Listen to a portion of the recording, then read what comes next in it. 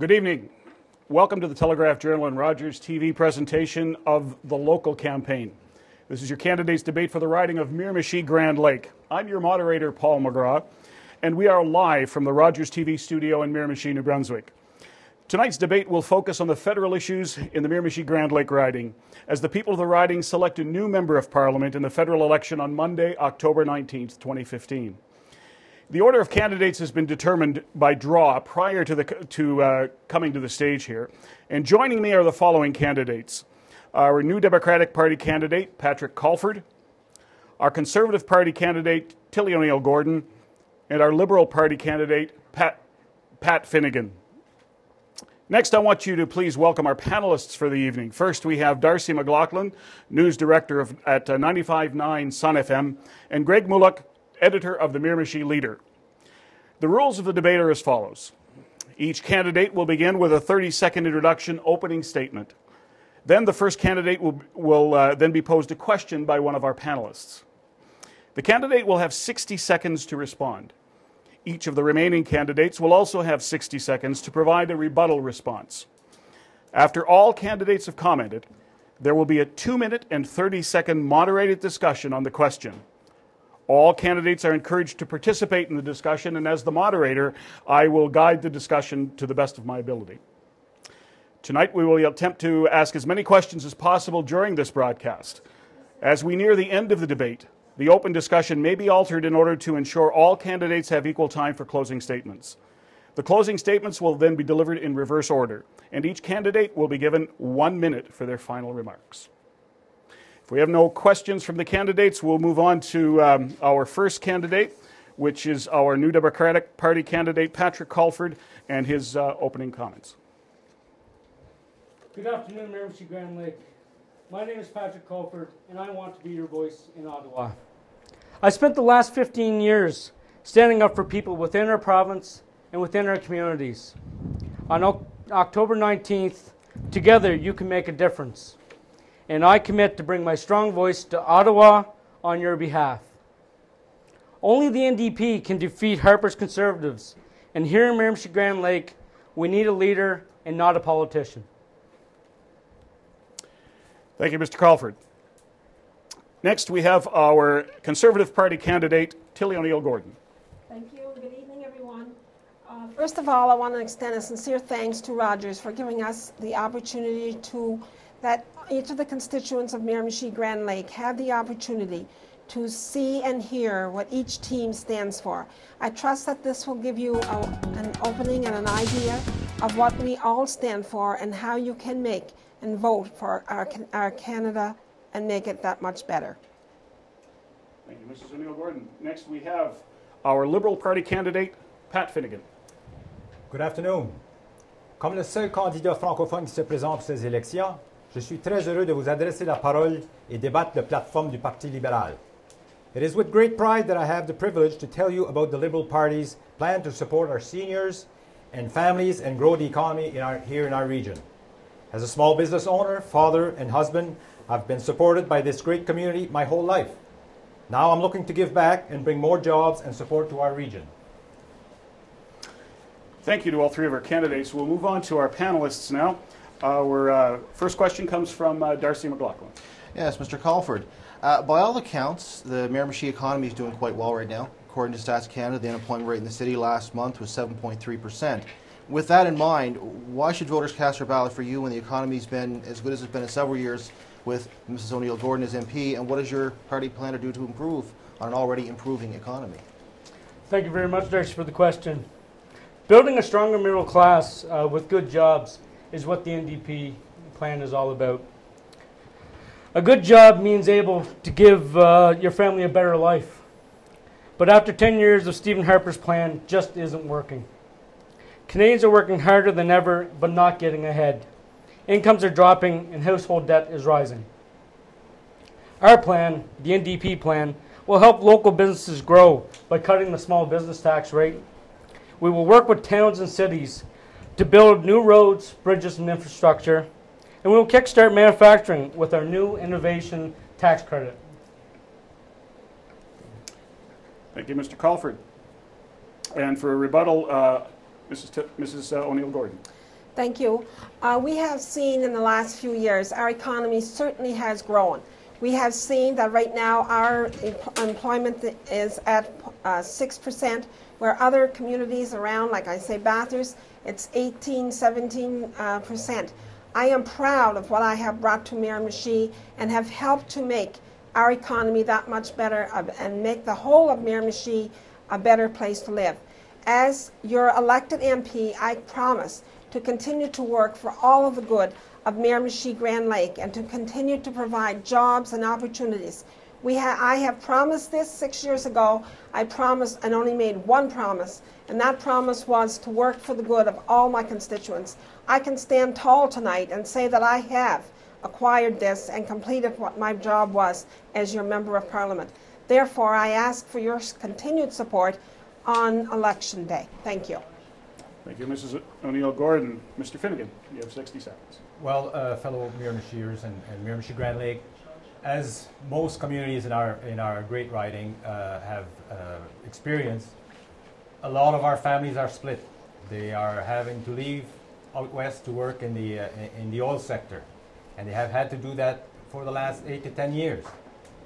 And it has all sorts of problems with social problems, dividing families and all of that. But unfortunately, this government has put all its eggs in the oil sector. And now that that sector's gone bad, they're coming back here with no jobs. There's no jobs at the payroll center for these tradespeople. So they're looking for jobs, and our government is going to invest immediately in infrastructure to make sure that they get to work right away. We'll now just have a general discussion amongst the three of you, and employment is something that's been going on, the key issue, I think, in this. So each of your parties have different views on that, and we'll start with Mr. Colford. What can be done differently? A lot can be done differently. If we turn around, we look at the record of Harper's Conservatives have taken over 22,000 jobs and squeezed it into 550. And we're very thankful for those jobs. But those jobs are inadequate. Would you not agree, Tilly, that those jobs are inadequate? People up there are working short-staffed, the overtime is through the roof. There was a program that was supposed to be implemented called Phoenix that never came to fruition. I feel that when you don't hit someone in the mouth who has brought you jobs. The jobs are there; they're very good. Of course, in any job, in any creation of a new job system, we will always have bumps along the way. I do know that someone is coming from Ottawa in another couple of weeks to iron out these situations, and as a result of that, I am sure that these people will be very happy with their new jobs. Not every job, doesn't matter what job you have, there's going to be bumps along the road, but we can be very appreciative of the jobs we have. Those are really very good, secure jobs with high-paying jobs. There may be some hurt along the way, some bumps, like I say, but with all that they have, I know that the people up there who are working, 90% of them are very happy to have the jobs. Again, we have some good jobs, and I give it to Tilly that she's brought those jobs here. But again, half of those jobs are from outside, and it's going to grow the economy. Not half of them. No way. I don't have the exact numbers. Well, Tilly, what are the numbers? We don't have the numbers. Well, what are the numbers? Well, if you don't have the numbers, don't start making facts that you don't know. Well, what are you going to do about the tradespeople that are coming in here? They don't work at that center. You have forgotten for the last 10 years. Well, you guys are the very ones that don't want to bring the pipeline in. So what are you talking about? The pipeline is what's going to bring jobs, and you won't bring. You don't want to agree with the pipeline. Just on a point of the pipeline. Let's be honest. Excuse me, Mr. Colford. We're running out of time. We'll move on to the next question, and hopefully this kind of active discussion will continue as we move through the evening. Our next question comes from Greg Mullet, and it is aimed at our Conservative Party candidate, Mrs. O'Neill-Gordon. Okay, as everyone knows, Miramichi and the province as a whole, we have an aging demographic, and our population is not increasing. Immigration is a way to bring new people to the Miramichi region. What is you and your party's position on this as per trying to make this happen? As we know, Canada is one of the most generous countries when it turns to immigration, and we do want, that's fine, we will follow our United Nations Accord and follow what we're supposed to do, but we don't want them coming in unless they are secure and safe to our community. That is one thing that our government is very, very adamant about, and I have to agree, and I'm sure all Miramichiers would agree too, that we need a safe and strong Canada. We can bring in the immigrants, we can bring them in, but we need to have them make sure that they are not bringing into Canada people that are going to hurt us and hurt our families, hurt our communities. And that's what our biggest concern is right now. We are always one of the most generous countries to help out immigrants. Well, of course, we have an aging population. I mean, we have the oldest population in North America except for Florida, for obvious reasons.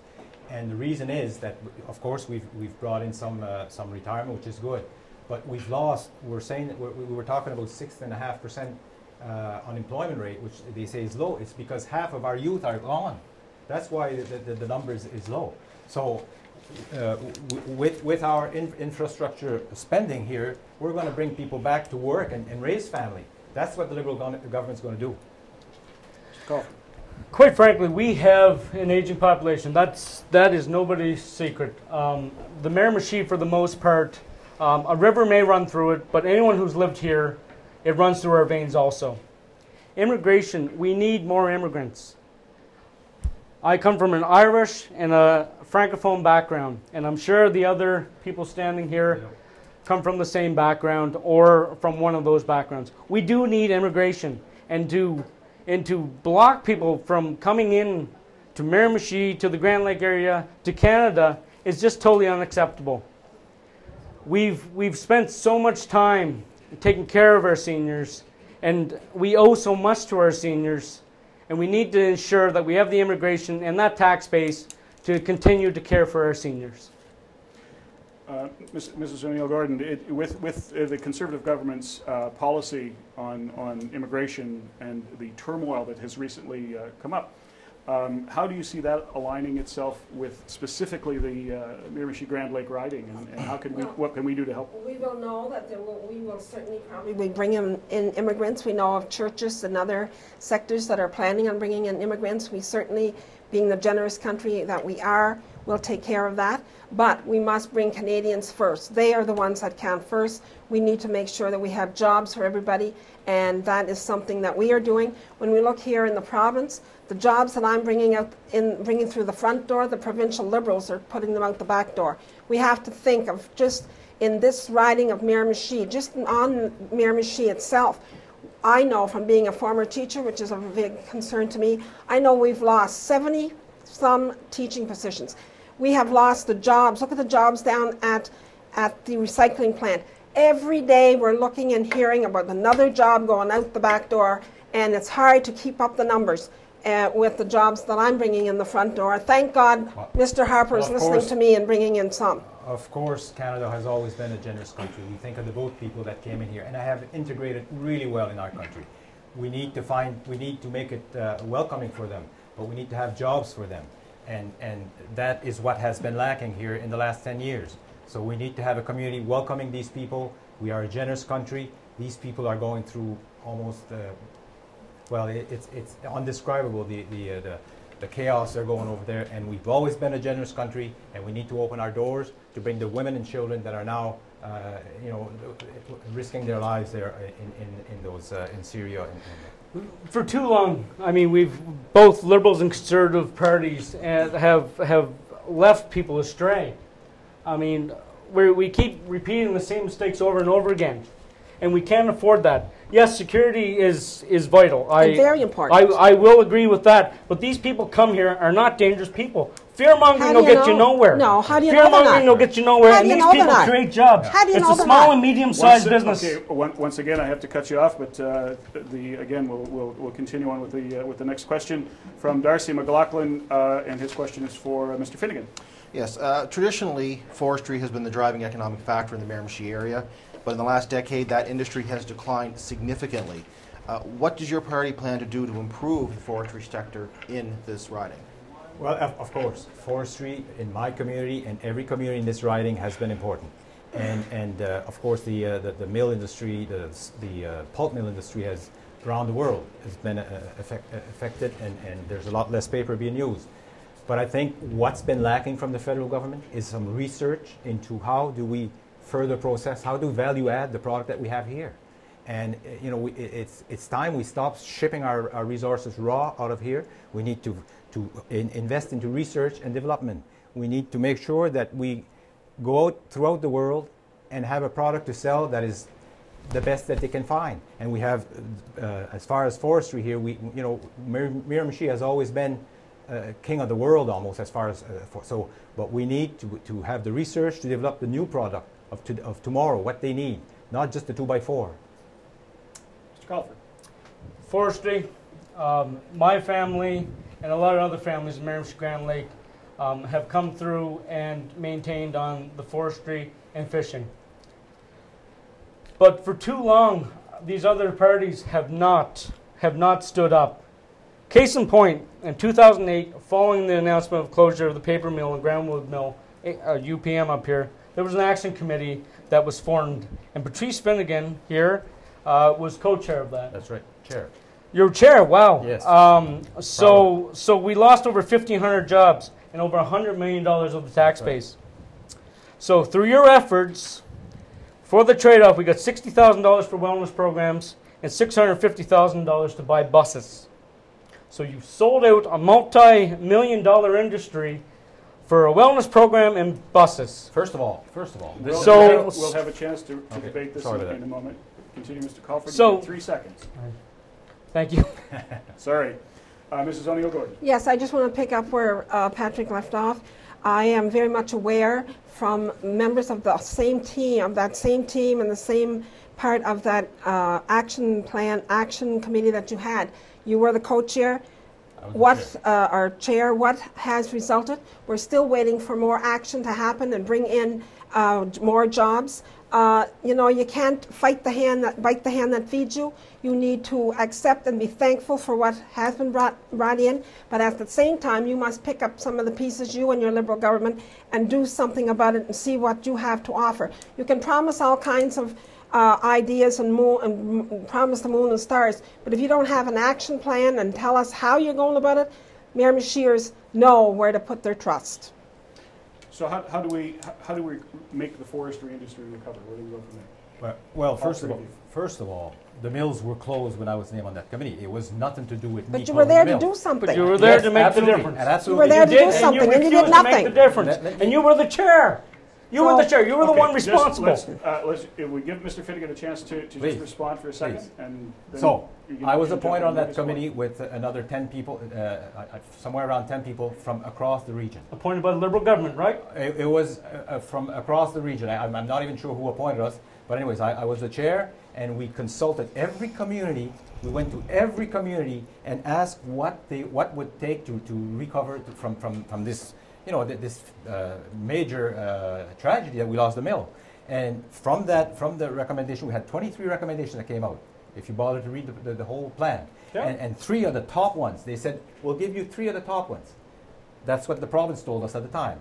And one of them, the top one, was the transit system in Miramichi, which is being used still today, and it has been, it's probably the best thing that's happened in the last 10 years, that people can get around, students but how did it benefit those 1,500 people that lost their jobs? Well, again, like, please, like, explain to us and the people in Miramichi-Grand Lake how that benefited people in Miramichi and Grand Lake. Again, this was not to replace the jobs that were at the mill. Absolutely that's not. What your job, that's what your task that was. That was not the task. If you yes, read if you read the mission vision of that, it was not the task. It was to go around the communities and see what they want to build, what was their vision for future building in their community. Not necessarily all jobs. It was the wellness part of it. The transit was something, because they said we need to get around in the river because our aging population. And the mandate that we were given, we followed to the T, and I stand proud by that report. It was not meant to mill. It was not meant to replace 1,500 well-paying jobs in Miramichi. So you followed the mandate. We followed the mandate. So you followed the mandate. Yes. I don't understand how you can be standing up for people. I don't see how you can say you stand proud. Are you planning on following mandates? It was my mandate. It was the mandate of the committee, and we followed it. Gentlemen, our next question comes from Greg Mulek. And it goes to our NDP candidate, Patrick Colford. With regard to infrastructure, everybody knows that proper infrastructure is a very important component when it comes to economic development. With Route 11 being a main highway up in this end of the province and in major need of an upgrade for transportation of goods via truck and so forth, what's your position on this? in relation to the need for federal funding in order to make this happen? You know, when the announcement was made for the twinning and the expansion of Highway 11, I was very pleased. I was pleased not only because of the twinning, and that's a very accident-prone highway, but it was also a fact of putting New Brunswickers to work. But the sad state of affairs that has happened with that is it's not putting New Brunswickers to work. This Liberal government of the province has decided to contract that work out to a Nova Scotia company, Dexter. So I'm boggled as to how governments, both Liberal and Conservative governments, can work against the best interest of the population. So our plan would to put our own people to work and have people who live in these communities working for these contractors, local contractors, and public and DOT workers, people who are trained to do that kind of work. Mr. Colford. Thank you. And I was proud to bring federal funding into the Miramichi, into that area onto the road, and to have promises of millions more dollars for when the road continues onto here. I have to laugh though how the Liberal MLA Bill Fraser says the work cannot continue till they have a commitment. Well, I mean, we're into an election, so he can use that very well and use that's why I don't have a firm commitment. But I have been given a commitment by our Prime Minister, by our government, and I assure you that federal money will be coming into that for the money. Years and nothing has happened. Well, the provincial. So you've been there for 7 years, and commitments, you've had all kinds of time. All kinds, 38 million just to the bridge alone in Chatham. You talk about that, that's quite the commitment. We don't get that kind of commitment from the province, let me tell you.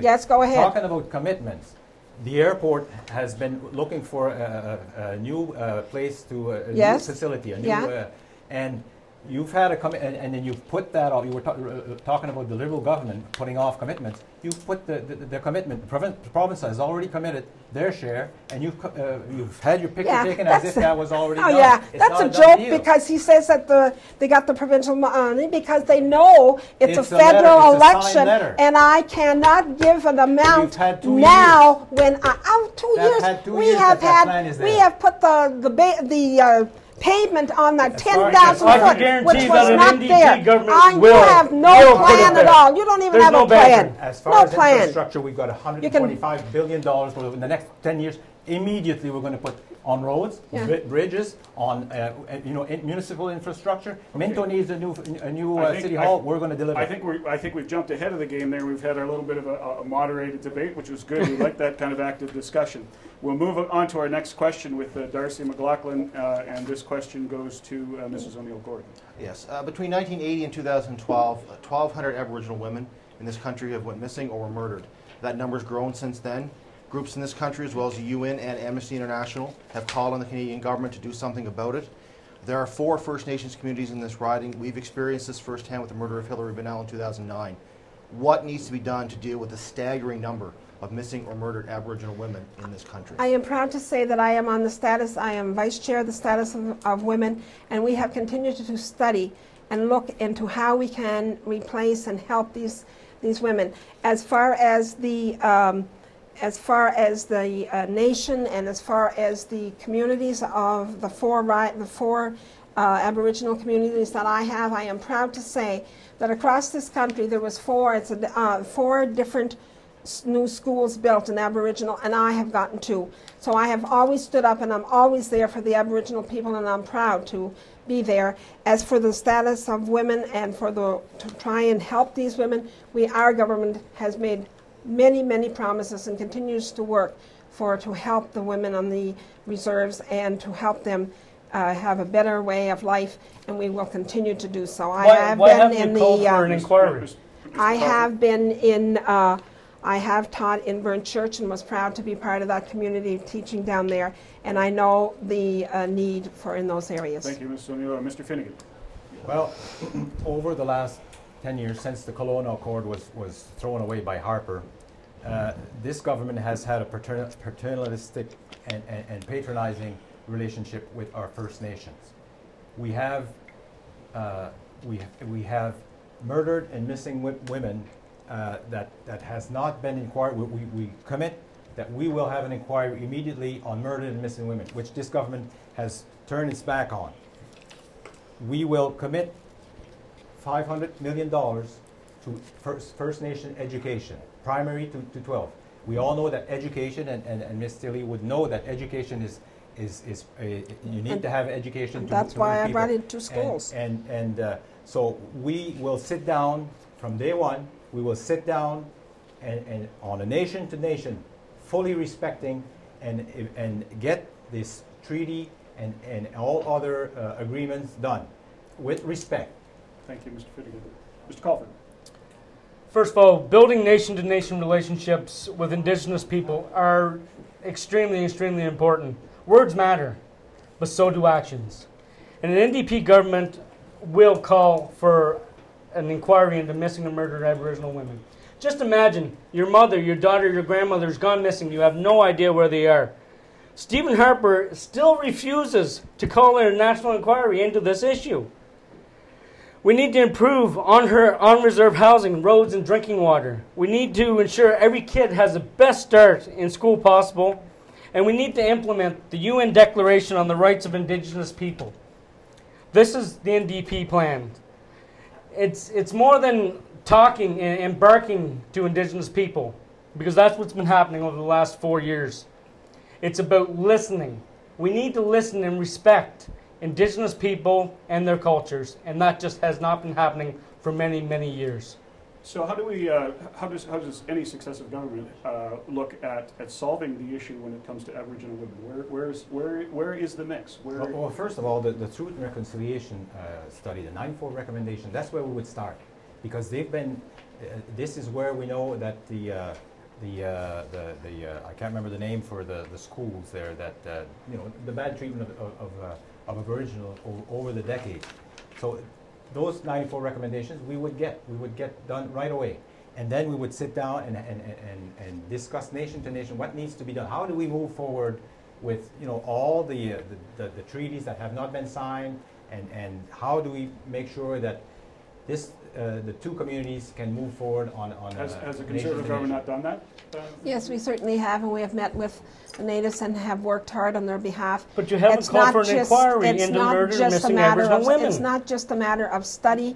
We need to do things and work with them and make life better for them, and that is what we are doing. Continuing to put millions and millions of dollars into their community, and that is what's going to make the difference. For an inquiry into murder and missing women? We will continue to do what we are doing, and we will make sure that these people are better off in their living quarters now and in their in their communities and what we have done in the past. But what really matters is when their wives are disappearing. If we could just let Mrs. O'Neill-Gordon. It's education that is needed to make these places better, and that is the route we are taking. Mr. Colford. It baffles me as to why there's no inquiry into missing people. These are family members. Tilly, if your loved ones went missing, would you not want an inquiry into where they've gone to? Well, especially when bodies are showing up? No, that's fine. We will continue to do the work that we have started, and I am very proud of the money. But I'm asking you for on a personal level. I'd be upset if someone was lost, yeah? Yeah, but you wouldn't do anything about it? You wouldn't be crying in the streets? So this I wouldn't help you, crying on the street. We'll move into our next question. Next question comes from Greg Mullock, and it goes to Mr. Finnigan. As most people around these parts are more than well aware, of course, there's a serious issue with the decline in the salmon population, not just in Miramichi, but elsewhere as well.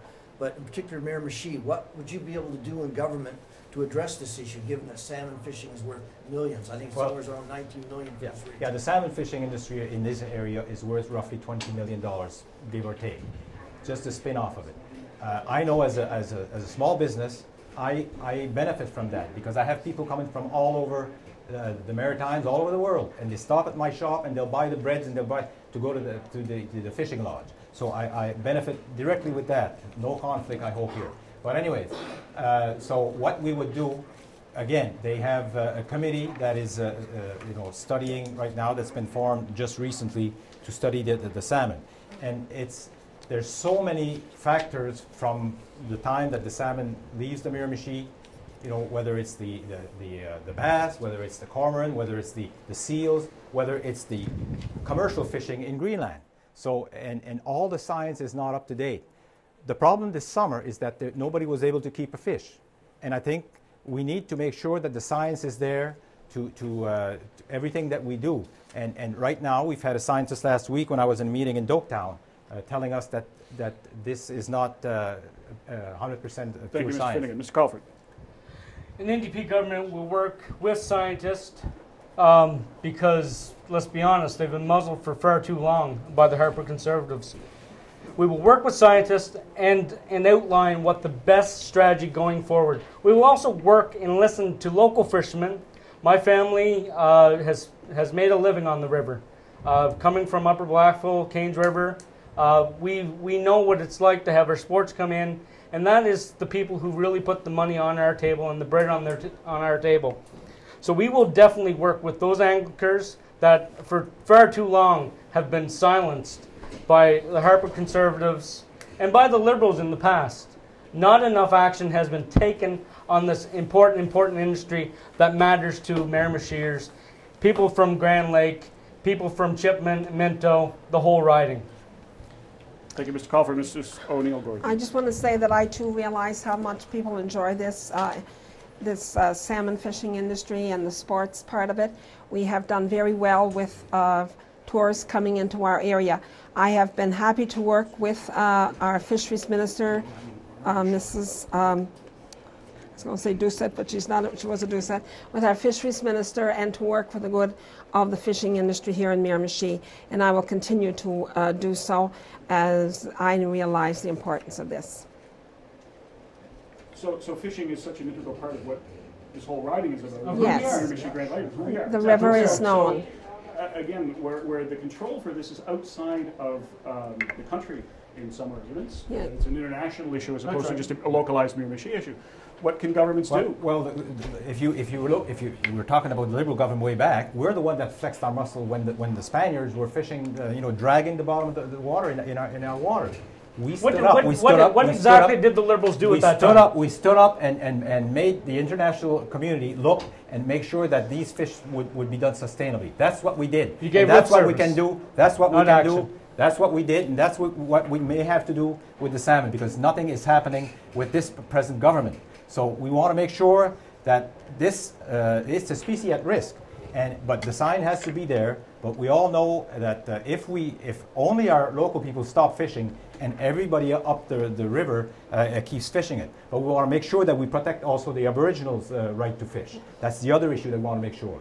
So it's a complicated situation, but we need to get at it immediately and stop just putting new committees in place. And so if we look at Quebec, for instance, they're still allowed to catch. It's the same Atlantic salmon. That's right. DFO, and then Quebec is one of the stakeholders, if you will. But my question, by the way, Gail Shea is your fisheries minister, or former fisheries minister, just so you know. I know Gail very well, but I've known her as a Doucette too, so that was the only reason why I said Doucette. So we've had too much of the same old, and we're seeing it now. Our fishery is all but disappeared. Our forestry sector is all but disappeared. Industry has disappeared, and again, it's time for change. It's fine. Time for change here in the Miramichi-Grand Lake. It's time to say it's time for change, but if you don't have a plan on how you're going to make it happen, we have a plan. We have a great plan. You don't have a plan. None of the constituents it's not of Miramichi-Grand Miramichi-Grand Lake do not know what your plan is. You can stand and build castles in the air and pretend that you have a plan, but the constituents of Miramichi are going on what has happened and my record, I hope. Thank you very much. Next question goes from Darcy McLaughlin to Mr. Colford. Yes, the proposed Energy pipeline is supported by the provincial government here in New Brunswick. It's also supported by a number of companies in this riding because they see it as an economic boost to the province. Will you support that pipeline project? I will support that pipeline project based on environmental impact, based on consultation with Aboriginals, and based on a value-added product, something that's going to bring jobs to us. As Federation Labour President, jobs is key. I've stood up, with my 40,000 members, my 70,000 province-wide, with the Health and Safety Coalition, And we've worked towards this. So I will definitely support an west to east pipeline if all of those conditions are met. Mrs. O'Neill-Gordon. I certainly support the pipeline. Anything that brings jobs to Miramichi and in an environmentally friendly way is what I stand for, and so that is what our government stands for. I know that if by speaking to the channels in the proper channels in my government and looking for this, what is going to make the Miramichi area that much better, I'm sure that we can work together to make things happen. Mr. Finnigan. And of course, I mean, we're all for getting the resource to market. But again, the scientist community has been muzzled and fired. And the framework that we have for environmental review is really a joke. We need to make that credible for the rest of the world. And once we have that, we can get that social license when we cross it's not like it once was when you can ram a pipeline through a community without consulting. We need to get that social license. We need to make sure that the environmental framework that studies this is sound. We cannot just muzzle the scientists and fire them and expect that we have a proper environmental review. So this is what our government will do to start. I have a business home that depends on water.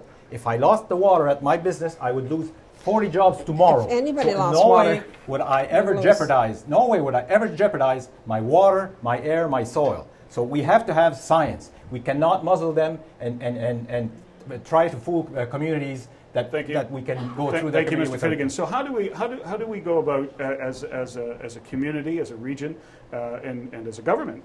How does the government balance all of that? How do they balance the economic needs of the workers, the economic needs of the region and the businesses, and address that issue with the environment? It's with proper planning. You know, we've seen it. We've seen it with our forestry sector, where our logs are being cut down. They're being put onto trucks. They've been shipped out of here to other countries, raw logs. We have people here who can make things and build things, and we really, truly need value-added products. Miramichiers are very smart people and really, really good with their hands. And there's no reason why we cannot bring industry and have a good, sustainable industrial strategy for this riding. And on October 19th, if elected, I will have that. So again, to talk about the pipeline and say, if we want to get the resource to market, there's no doubt. I mean, we've had lac mégantic events that, you know, the train goes right in front of my door. That's the last thing I want. So I do believe that pipelines are safer, but we must make sure that the whole system is environmentally sound, where we can get that social license to make sure it goes, because we do not want another lac mégantic incident. That's the worst thing that could happen. But we've got to get the resource to market. It's common sense to say that we don't want to lose our water and our environmental places in our home community, but we also have to look at jobs, and we have to weigh the pros and the cons. And so I am very proud of the jobs that I brought in. There have been no environmental effects that I know of. So I certainly know that we can go in that direction and look for more jobs for Miramichi. And from the promises that I've made before, my promise continues. I will work for the good of all Miramichi-Grand Lake, and that's where I'm going to go on to. Well, I'm firmly convinced that the three of us standing up here are willing to work for the good of the community. But I have a proven record. 10 seconds left. Yeah. So do I. Yeah. Thank you very much. How? I got 40 jobs right now. Well, that's your home. That's your work. That's your job. Important. Thank you very much. That's what you make your living at. We'll move on to our next question, and it comes from Greg Millick, and it goes to our Conservative candidate, Tilly O'Neill-Gordon. Regardless of what party we're talking about, or regardless of whether the party is in opposition or is in power, there's a degree of having to toe the party line. How would you go about doing that while at the same time still doing what's best for the people of Miramichi? I have to say that I'm very grateful to have the Prime Minister that I have. I am free to vote on votes that I am free to vote on. When you look at the leader of the Liberal Party, and you know that if you're going to be a member of, or a candidate for him, you have to be able to agree that you agree with abortion. I am very happy with the other things that Mr. Harper gives us the right to stand up and vote for. If I don't agree with it, I am very free to stand and vote on my own deal and on my own conscience, and I know that that's a very important part of a good leader, to give us our chance to represent my constituencies of Miramichi-Grand Lake, and that's what I will continue to do with the leader that I have, because I am very proud of how he works. Mr. Finnigan, 60 seconds. Well, of course, you know, there are party policy that you follow, but again, if Ms. O'Neill believes that abortion should have been voted on, I think she should have stood up. They've had 4 years of majority government. But all parties stand at the same. We're all the same. You know, we follow that. We believe in the Charter of Rights, and the Charter of Rights right now protects the women's right to choose. And all parties stands like that because, of course. But I don't think, as a candidate, you have to be in favor of abortion. It's not a matter of being. You have to. This is the law right now. Nobody's going to change it. Nobody's not the law. No, it's in the law. It's the right of. It's in the charter. It's in the charter. Of yeah, course. But what? let Mr. Finnigan make his point. So what please. I'm saying is that anybody right now, we had a majority government for the last 4 years. Why didn't you not change it if you don't agree with the law? You had a chance. And you did not, you know. So what I'm saying is. Yeah. Thank you, Mr. Finnigan. So how important is it for a government to work efficiently to toe the line or to allow the freedom of choice of MPs? I think with the issue that we've had in the past is that our politicians forget who put them there. They forget who they work for. At the end of the day, an elected representative works for the people and not the party. Tilly, you had said that you're free to vote on any way you choose. Well, did you not vote against a bill for a national dementia strategy that was defeated by one vote? Low background on that is the vote was 140 to 139. 9 Conservative MPs supported this bill. You did not stand up. So therefore, you voted to kill a law that would have provided Ottawa leadership to help patients, caregivers, and dementia workforces, you know, more funding and to take care of these people. And you voted to kill that.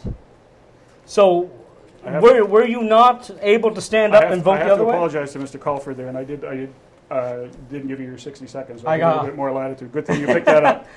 You caught me asleep at the wheel. So again, I'll ask that same question: as a group, how do we how do we balance that right of an MP to represent their constituents and still toe the line and support the government that is supporting them to get the initiatives done?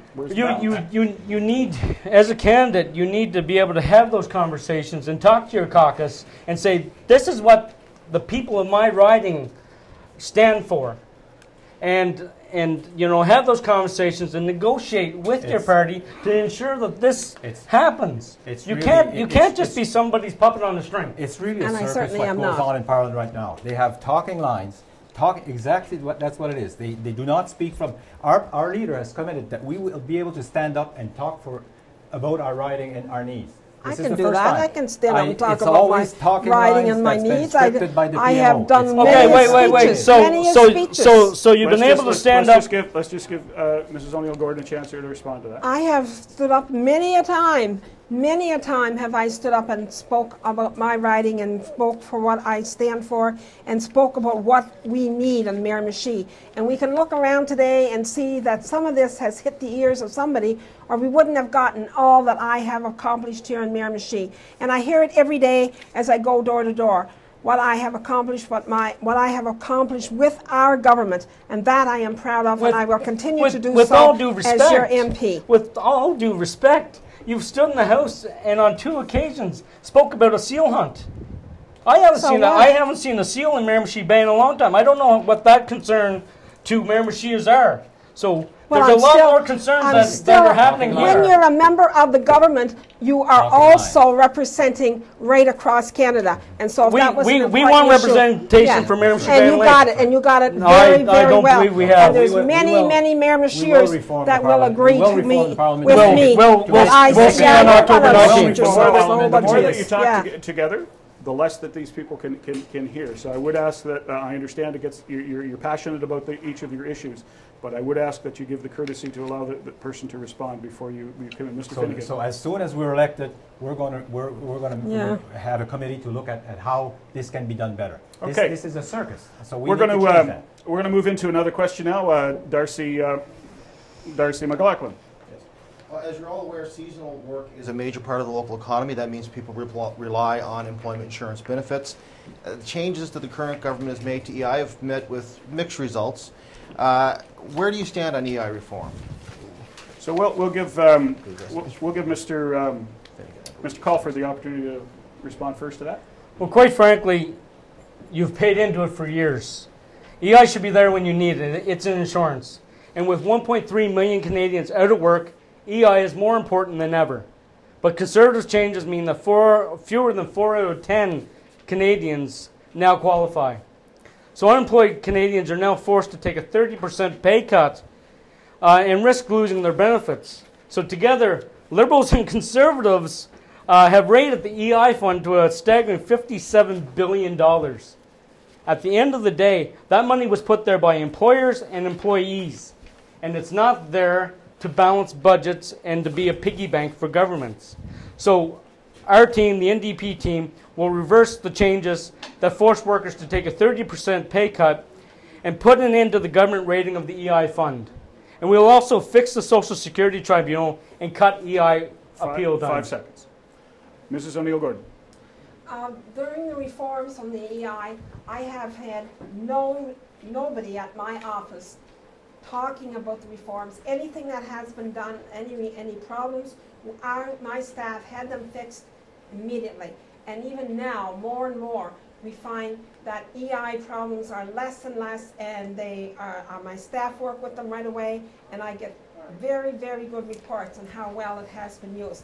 Our government, and myself especially, I know there is an EI issue. We know that the Liberals and the NDP plan to put up the payroll taxes on EI, and that will cause businesses more of a cost, and that will reduce people's jobs in private businesses. I also know that EI is one factor, but my biggest factor is to work for jobs so that people don't need to be on EI, and that's where I stand. Well, of course, the EI reform. Mr. Finnigan, yes. So the EI reform, I don't know if you recall, Tilly, but the cops had to be called at one of your office meetings. So I have heard every day when I go door knocking about the nightmare that this reform has brought, and they've been well, there's told, no one at my office crying about it. They've been told to hold back. Right now, there was so much pushback that I've got that from real good source that they've been told to hold back. But as far as the Liberal goes, we will do away with the EI reform. We will do away with that. It's an unfair reform that targets seasonal workers to no fault of their own, are for a short time of the year without income. So we will do away with that. We will cut the waiting period to 1 week, and we will reduce the number of hours. By the way, we're not increasing the premium tax. We're dropping them from 283 to 263. We're not increasing that. That is a false statement. No, it's not. So, I've got it from the box. So we were able to fit that last question in because we had the time to go, and so we'll do our one last moderated discussion here, and then we'll move into your closing statements. So we're with the EI. It's a serious issue here with seasonal workers. So again, it's a huge issue, and if it wasn't a huge issue, we wouldn't have had close to 1,000 people marching to your office protesting the cuts and changes to EI. And you're saying that no one has contacted you? That is simply not true. That is simply not true. I have neighbors, I have people. I have checked with my staff. They have come to my office. Anybody with EI problems have come to my office. We have had it resolved, and they have got no their results. EI. They are now getting no results. That's not true. That is not true. And you'll have to bring someone to my office and let me talk to them so I can see what you're saying. It's a little too late now. No, it's not. Mr. Finnigan. The problem with the approach of this government is that they go from the top. They don't know what the situation here is in Atlantic Canada. They go from the top and try to intimidate the people to no fault of their own that are on unemployment. Instead of growing the employment which they should have done by investing in our fisheries, let's do the value added. That's how you reduce EI, not by penalizing. And on top of that, they removed most of the staff. So if you call for any information on your check, it takes about 2 weeks to get through the lines. We're going to replace new resource to treat these people like human beings, like Canadian citizenship as they should be. Mr. Finnigan, will you promise and make this promise that your party will not take money out of the EI fund to balance budgets, Will not- as we you will have not. done. We will not. And can you promise will that not. you get Wow, the that is amazing, because you're making that promise, but your leader will not make that No, promise. absolutely not. There's no And intention he of will- taking that promise. and We've got our can you budget make- costed, everything is costed, and there's nothing coming out of the EI fund. And I can can you guarantee make a you that. Mrs. promise? O'Neill-Gordon. And can you make a promise that your Liberal partners, knowing that Mr. Gallant and Mr. Trudeau are one of the same kind, can you make a promise that your provincial government will stop cutting jobs and causing EI to happen here in our Miramichi-Grand Lake area? And as a result of that, we would have more jobs and a hard time here. Is because your Premier has never sat down with the Premier. Never had one meeting ever since that he sat down and discussed the problem. We have a unique situation here in New Brunswick because of our aging population. Our Prime never Minister was the did, Premier our ever brought Prime in Minister to did sit sit down with and Mr. talk Gallant. He about didn't come here. the particularities of Mr. it. Gallant went to Ottawa and Mr. sat Colford. down. But with the it goes people on up both there. sides. I mean, with regards to, if we want to talk provincial, you know, quite frankly, Brian Gallant has not met with me Yeah. since taking office. And I had a commitment beforehand, and I believe a lot of people in our riding had many commitments from Liberals. And they just don't come true. In case you And don't know- Tilly is right that it is one of the same party. In One of case the you same didn't know, kind, This is a federal and it's- election. Yes, I do know Yes, that. the But same. Brian Gallant does not Again. take my call, does He- not take my We advice. have five, Well- we have 5 seconds. We have I'm changed. assuming that Brian Gallant is your master, because you wouldn't He- sign a Brian petition. Absolutely. Gallant You does wouldn't not take- sign a Thank you. petition. Thank you very much to all the candidates, and thank you for some heated debates here. And hopefully we've been able to give you some insights. We've reached the end of our formal questioning tonight and our debates, and we're going to give each of the candidates 1 minute for their final remarks, and we'll begin in reverse order. So our first candidate to give their final remarks is the Liberal Party candidate, Pat Finnigan. Mesdames et messieurs, this past hour, you have heard us debate how we would make Canada, and particularly Miramichi-Grand Lake, a better place to live and raise family. Neither of these two parties have real solution. Our vision, on the other hand, delivers real change. A Liberal government will deliver on day one for creating jobs to fix our failing infrastructure. Real jobs for real people in Miramichi-Grand Lake to fix our highway, wharves, airports. A Liberal government will create 40,000 youth jobs each year for the next 3 years. We will bring real change to EI by getting rid of the Harper policy. We will cut the wait time in half from 2 weeks to 1 and get rid of the 910 hours barrier for people returning to work. We will restore the retirement age and the guaranteed income supplement to 65, putting an average of $13,000 back in the pocket of seniors. We will not remove income splitting as false information had been circulated here for seniors. And we will increase the old age security by $1,000 a year for single seniors. On October 19th, let's take back Canada. Let's elect a Liberal government who will bring real change. I ask for your support. Merci beaucoup. Thank you, Mr. Finnigan. Mrs. O'Neill-Gordon. Thank you. I have to say that, as of course, we can look for change and we can listen to the Liberal government. We know that that Mr. Trudeau and Mr. Gallant are of the same kind. You asked this time last year, Miramichi-Grand Lake constituents felt they needed a change. They got a change, and now they don't even have any change in their pocket because they're just lost with no jobs and nothing. So I ask you to think of what I have done. A change for a change is not worth it. You have to think of what is best for you. And so as the election draws closer, I humbly ask for your support so that I can continue to do and finish the job that I have started. I have many planks there to work on, and I need your support as you gave it to me in the last time and the last 2 times. I continue to say that my promise to you, I will not go on with a long list. I have one word to say, and I will continue to work hard for all of Miramichi-Grand Lake, as I have done in the last 6 or 7 years. Thank you. You have seen what I have accomplished. I ask for your support on October 19th. Thank you. Thank you very much. Mr. Colford. People in Miramichi-Grand Lake, you have choices. One is the status quo. One is back and forth, conservatives to liberals. Or you have a choice of a leader who will bring your voice to Ottawa. The cost of health care and employment insurance, scandals. That's Stephen Harper's record, but that's also the Liberal records also. For the first time in 150 years, we don't have to choose between red and blue. We can elect an NDP member of parliament. I'm a fighter with real-world experience to advance your priorities in Ottawa. On October 19th, vote for someone who will speak for you. Vote for a leader. I am Patrick Colford, and I humbly ask for your support on October 19th.